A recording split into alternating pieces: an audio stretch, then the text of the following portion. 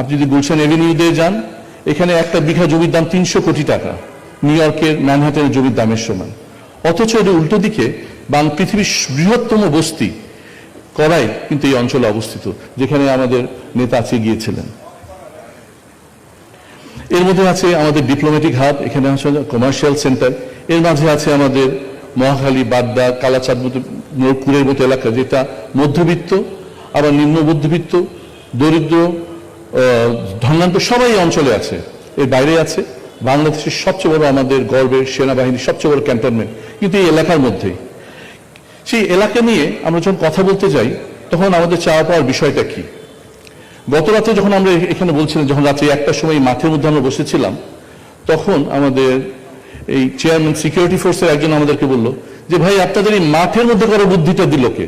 এটা কত সুন্দর কমিউনিটি সেন্টার আছে, কত সুন্দর কনভেনশন সেন্টার আছে, এখানে তো আপনারা করতে পারতেন। তো লজ্জায় আমরা তখন কিছু বলতে পারিনি। আমাদের এই অঞ্চলে একটা কমিউনিটি সেন্টার নাই, একটা কনভেনশন হল নাই, একটা জেনারেল হাসপাতাল নাই, একটা ফায়ার সার্ভিস নাই।